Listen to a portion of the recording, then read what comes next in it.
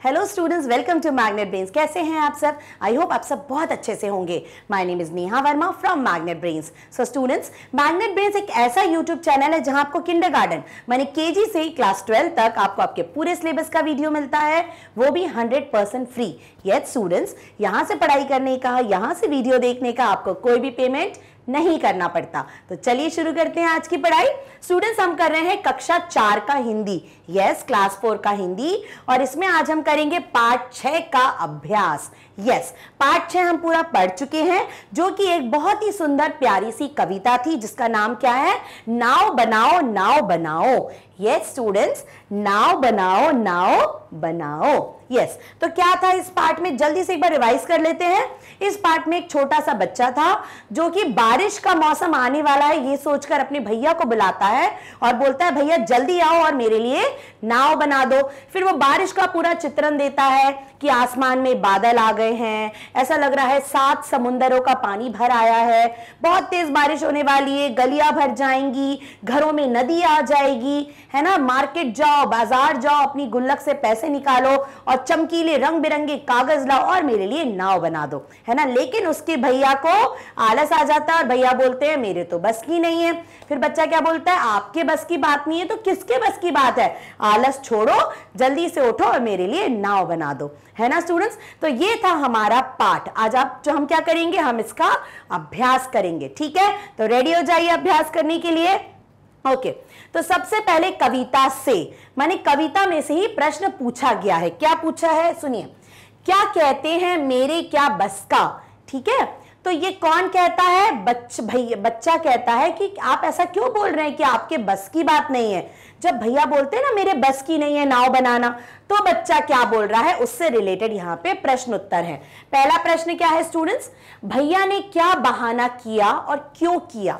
माने भैया ने क्या बहाना बनाया, माने क्यों वो अपने छोटे भाई के लिए नाव नहीं बनाना चाहते थे और क्यों नहीं बनाना चाहते थे, मतलब उन्होंने क्या बहाना किया। तो क्या उत्तर है स्टूडेंट्स? भैया ने कहा कि नाव बनाना उनके बस का काम नहीं है। क्या बोला भैया ने? नाव बनाना उनके बस का काम नहीं है। दरअसल भैया आलस के कारण ऐसा बहाना कर रहे थे। तो भैया ने ऐसा क्यों बोला कि उनके बस का काम नहीं है? क्योंकि उनको आलस आ रहा था, तो वो आलस के कारण ऐसा बोल रहे थे कि नाव बनाना मेरे बस की बात नहीं है। ओके स्टूडेंट्स, तो ये उत्तर आप लिख लीजिए। आगे चलिए, आगे देखते हैं। आगे प्रश्न है, बूंदों लहरों लड़ती बढ़ती। ये किसके ऊपर बोला गया है? ये नाव के ऊपर बोला गया है कि बूंदों से, पानी की बूंदों से, लहरों से लड़ती हुई आगे बढ़ती है नाव, है ना। तो प्रश्न क्या है? कौन बूंदों और लहरों से लड़ते हुए आगे बढ़ रही है? कौन बढ़ रही है? रंग बिरंगे कागजों से बनी नाव, ठीक है। वो असली नाव नहीं है। बच्चा क्या कल्पना कर रहा है कि वो रंग बिरंगे कागजों से नाव बनाएगा और उसकी नाव बूंदों से, लहरों से, कचरे से आगे बढ़ती जा रही है लड़ते हुए, ठीक है। तो क्या उत्तर है? रंग बिरंगे कागजों से बनी नाव बूंदों और लहरों से लड़ते हुए आगे बढ़ रही है, ठीक है। चलो आगे बढ़ते हैं। गुल्लक भारी अपनी खोलो। ये बच्चा बोल रहा है किससे? अपने बड़े भैया से। माने ये कुछ गुल्लक से रिलेटेड प्रश्न है। किसकी गुल्लक भारी है, किसकी गुल्लक हल्की है? तो ये हमने पढ़ा था पाठ में। भैया की गुल्लक भारी है, बच्चे की गुल्लक हल्की है, ठीक है। तो बच्चा क्या बोल रहा है? बच्चा अपने भैया से बोल रहा है, भैया आपकी गुल्लक भारी है, उसे खोलो और उसमें से नए नए पैसे निकालो, लेकिन मेरी गुल्लक को मत खकोलो क्योंकि मेरी गुल्लक तो हल्की है, ठीक है। तो किसकी गुल्लक भारी है? भैया की गुल्लक भारी है और बच्चे की गुल्लक बहुत हल्की है। ओके स्टूडेंट्स, चलो आगे प्रश्न देखते हैं। अब देखो, नाव की कहानी क्या है? देखो, एक बार फिर से कविता पढ़ो, ठीक है। ये आप लोगों से बोला जा रहा है, एक बार फिर से कविता पढ़ो। इस कविता में एक नाव के बनने और पानी में सफर करने की कहानी छिपी है, ठीक है। कविता में क्या है? कविता में नाव को कैसे बनाया जाए और वो पानी में कैसे सफर करेगी, इसकी पूरी कहानी बताई गई है। मान लो तुम ही वह नाव हो, मतलब आपको बोला जा रहा है कि आप ही वो नाव हो, आप नाव हो, अब अपनी कहानी सबको सुनाओ, ठीक है। आप नाव हो और आपको अब अपनी कहानी बतानी है। तो चलो शुरुआत आपकी मैडम कर देती हैं। क्या? मैं एक नाव, हाँ मैं कागज से बनी हूं। ठीक है, तो आप कहानी कैसे, आप ये कहानी अपने दोस्तों के सामने बोलो, स्टूडेंट्स अपने घर में बोलो, अपनी टीचर को सुनाओ, तो आप क्या बोलोगे? हाँ मैं एक नाव हूं जो मैं कागज से बनी हूं। ठीक है, मुझे एक लड़के ने बनाया, मुझे कागज से बनी हूं तो मैं अपने आप तो बन नहीं जाऊंगी, मुझे कौन बनाएगा? मुझे कोई एक लड़का बनाएगा, तो मैं एक नाव हूं। सो स्टूडेंट्स, जब आप कहानी सुनाओ तो आप एक अपने हाथ में एक कागज से बनी नाव भी ले सकते हैं, और हाँ आप रंग बिरंगी नाव ले सकते हैं। ठीक है, तो मैं एक नाव हूं जो कागज से बनी हूं और मुझे एक लड़के ने बनाया है। उस लड़के का नाम मुझे तो नहीं पता, लेकिन आप नाव को क्या नाम पता हो सकता है, हो भी सकता है।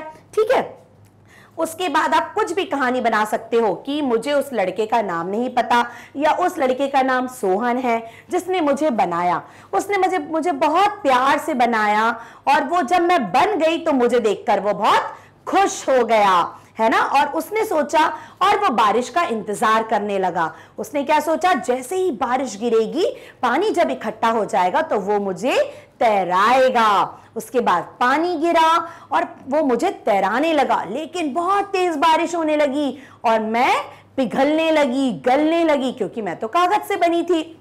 उसके बाद उसने मुझे उठा लिया, मुझे पंखे के नीचे सुखाया और आने वाली बारिश के लिए मुझे फिर से तैयार कर दिया। ओके स्टूडेंट्स, तो ऐसी कुछ कहानी आप सोच के अपनी कक्षा में सुना सकते हैं। ठीक है, चलो आगे बढ़े आप। यस, आहा बारिश। ठीक है, तुमने बरसात पर पहले भी कभी कोई कविता या लोकगीत सुना होगा, उसे नीचे दी गई जगह में लिखो। तो स्टूडेंट्स, बरसात पे कई कविताएं हैं, तो मैडम ने आपको कुछ कविताओं के नाम बताए हैं, वो आप उनको याद करके अपनी कॉपी में लिख सकते हैं। क्या क्या नाम है? नीम की छां, धूप के संग चली, पकड़े बा, नह उलीचे, सागर से अंबर, रवि का स्पर्श, सात कुन मुनाई, भरी आलस, रश्मि ललाम, सूरज का प्रणाम। तो ये कुछ बरसात के ऊपर कविताएं हैं स्टूडेंट्स। इतनी सारी ना लिखनी हो आपको, इनमें से 2, 3, 4 जितनी भी लिखनी है आप उनके नाम लिख सकते हैं। ओके, चलो आगे प्रश्न देखते हैं। यस, इस कविता को पढ़ते समय तुम्हारे मन में कोई चित्र आए होंगे। तो स्टूडेंट्स, जब आप कविता पढ़ रहे हो, जब हम कुछ भी पढ़ते हैं तो हम उसकी कल्पना करने लगते हैं ना, हम इमेजिन करने लगते हैं। तो कविता पढ़ते समय आपके दिमाग में आप कुछ चित्र बना होगा, उनके बारे में बताओ या उनका चित्र बनाओ। ठीक है, तो ये आपको खुद करना है। इस कविता को पढ़ते समय मेरे मन में जो चित्र आए हैं उनका वर्णन इस प्रकार है। ठीक है, तो मैडम को पढ़ते समय क्या विचार आए? बारिश हो रही है, ये हमने देखा कि बारिश का मौसम है। बच्चे रंग बिरंगे कागजों से नाव बनाने में व्यस्त हैं, माने बच्चे रंग बिरंगे कागजों से नाव बनाने में लगे हुए हैं। जैसे ही कोई बच्चा नाव बना लेता है, दौड़ पड़ता है उसे पानी में छोड़ने के लिए। पानी की लहरों के साथ नाव आगे बढ़ती जाती है और बच्चा ठठाकर हंसता रहता है। ठीक है, तो ऐसा चित्र हमारे मन में आया कि बारिश हो रही है, और या फिर कुछ बच्चे मिलकर रंग बिरंगे कागजों से नाव बना रहे हैं और वो इंतजार कर रहे हैं कि जैसे ही बारिश गिरे और हम अपनी नाव तैराए पानी में। और जैसे ही एक बच्चे की नाव बन जाती है, वो तुरंत भागता है और अपनी नाव पानी में तैराने लगता है, और फिर जब नाव तैरती है तो वो बहुत खुश होता है ना स्टूडेंट्स। तो ऐसा आप कुछ चित्र दूसरों को सुना सकते हैं और अपनी कॉपी में ऐसा चित्र बना भी सकते हैं, है ना। जैसे कि बारिश हो रही है, ठीक है, कुछ आप बच्चे बना देंगे, यहाँ पानी है और कुछ बच्चे नाव बनाने में लगे हुए हैं। ठीक है, तो ऐसा आप चित्र अपनी किताब या अपनी कॉपी में बना सकते हैं। ओके स्टूडेंट्स, चलो आगे बढ़ते हैं। यस, पानी सचमुच खूब पड़ेगा। ये जो पंक्ति है ये आपकी कविता में से ली गई है कि पानी सचमुच खूब पड़ेगा, माने खूब पानी गिरेगा, खूब बरसात होगी। तो सचमुच का इस्तेमाल करते हुए तुम भी 2 वाक्य बनाओ। सचमुच माने सच्ची में, है ना। तो सचमुच का इस्तेमाल करते हुए हमें 2 वाक्य बनाने हैं। तो पहला वाक्य चलिए बना लेते हैं। सचमुच वह बहुत अच्छा लड़का है। तो पहला वाक्य क्या हो जाएगा? सचमुच माने सच्ची में वो बहुत अच्छा लड़का है। सचमुच वह बहुत अच्छा लड़का है। ठीक है, सचमुच वह बहुत अच्छा लड़का है। ठीक है, दूसरा वाक्य आप क्या बोल सकते हो सचमुच का? सचमुच मैं डर गई। ठीक है, सचमुच मैं डर गई, माने सच्ची में मैं डर गई। सचमुच मैं डर गई। ठीक है, तो ऐसे दो कोई भी वाक्य आप सचमुच से बना सकते हैं। ठीक है, तो हमने कौन से दो वाक्य बनाए हैं? सचमुच वह लड़का बहुत अच्छा है, सचमुच वह बहुत अच्छा लड़का है, सचमुच मैं डर गई। ठीक है, तो ऐसे दो वाक्य आप भी बना के लिख लीजिए। ठीक है, चलो अब आगे बढ़ते हैं। यस, घिर घिर कर बादल लाया है, 7 समुंदर भर लाया है। माने घिर घिर कर बादल छाया है, माने बच्चा बता रहा है अपने बड़े भैया को कि आसमान में बादल छा गए हैं और ऐसा लग रहा है कि बादलों में 7 समुंदर का पानी भर गया है ना? यही था ना इसका मतलब। तो क्या प्रश्न है? पता करो 7 समुंदर कौन कौन से होंगे जिनसे बादल पानी भरकर लाया है। तो यहां हमको 7 समुंदर के नाम लिखने हैं स्टूडेंट्स। तो 7 समुंदर के नाम इस प्रकार हैं। 7 समुंदरों के नाम है प्रशांत महासागर, हिंद महासागर, अटलांटिक महासागर, उत्तरी ध्रुव महासागर, दक्षिणी ध्रुव महासागर, अरब सागर और बंगाल की खाड़ी। ठीक है, तो ये हमारे 7 महासागर हैं। ठीक है, ओके, तो इनके नाम आप अच्छे से याद कर लीजिए और अपनी कॉपी में लिख लीजिए। ओके स्टूडेंट्स, चलो आगे बढ़ते हैं। 7 समुद्र। ठीक है, क्या सचमुच बारिश के बादल समुद्र से पानी लाते हैं? है ना, ये बड़ा सोचने वाला प्रश्न है स्टूडेंट्स। वे इतना सारा पानी कैसे लाते होंगे? आपस में बातचीत करके पता करो। तुम किसी बड़े की मदद या किताब की मदद भी ले सकते हो। तो स्टूडेंट्स देखिए, क्या पूछा जा रहा है कि जो बादल है क्या वो सचमुच में उनमें समुद्र का पानी होता है? तो हाँ स्टूडेंट्स, बादलों में समुद्र का पानी होता है। अब प्रश्न है कैसे होता है? तो स्टूडेंट्स देखो, बादल बनते कैसे हैं? सबसे पहले तो ये प्रश्न है। नदियों में, तालाबों में, समुद्र में ये जो पानी होता है, तो जब गर्मी के समय क्या होता है, सूरज की किरणें इनके पानी पे पड़ती हैं और जब गरम गरम पानी पड़ता है तो समुद्र का पानी हो, चाहे नदी का पानी हो, चाहे तालाबों का पानी हो, वो भाप बन के ऊपर जाने लगता है ना? कभी आपने देखा घर में पानी उबलता है तो भाप बन के आप उसके ऊपर एक प्लेट ढक दो, थोड़ी देर बाद आप प्लेट हटाओगे तो प्लेट में कुछ ऐसी भाप दिखेगी आपको। तो जब सूरज की किरणें इन पर पड़ती हैं तो समुद्र का पानी, नदी का पानी भाप बन के ऊपर जाता है और वो एकदम ऊपर चला जाता है आसमान में। और आसमान में क्या होता है, वो ठंडा होके, जब वो ठंडा हो जाता है तो वो पानी की बूंदों में परिवर्तित हो जाता है और ये पानी की बूंदें इकट्ठी हो जाती हैं और जब ये बहुत ज्यादा भारी हो जाती हैं तो इनमें से बरसात होने लगती है। ओके स्टूडेंट्स, तो यही कारण है कि वाकई में समुद्र का पानी बादलों में होता है। ठीक है, तो हाँ, क्या उत्तर लिख सकते हो आप? हाँ, सचमुच बारिश के बादल समुद्र से पानी लाते हैं। दरअसल समुद्र का पानी सूर्य की रोशनी में भाप बनकर आकाश में चला जाता है। ठीक है, यही भाप ठंडी होकर पानी की बूंदों के रूप में धरती पर गिरती है, जिसे बारिश कहते हैं। ओके स्टूडेंट्स, तो उत्तर मिल गया आपको कि हाँ, बादलों में ही समुद्र का पानी होता है। ठीक है, चलो आगे देखते हैं। तरह तरह की नाव।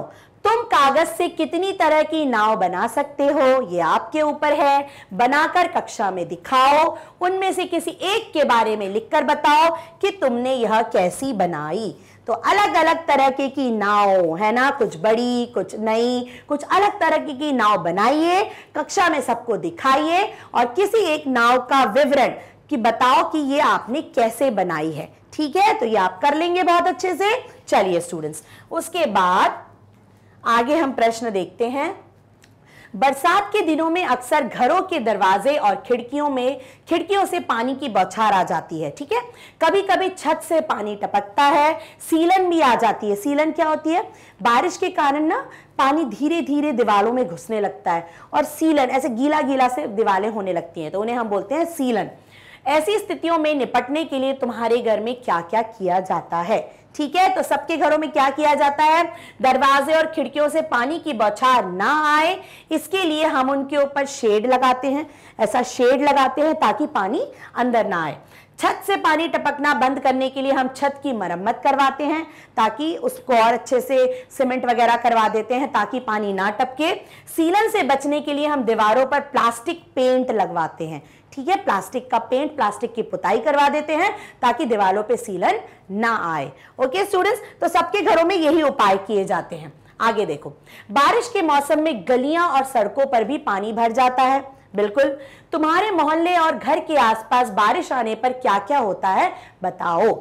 देखो, जब हमारे घर में, हमारे मोहल्ले में पानी गिरता है तो क्या होता है, कभी कभी जब मूसलाधार बारिश माने बहुत तेज बारिश, तो मूसलाधार बारिश होती है तो मोहल्ले और घर के आसपास पानी भर जाता है।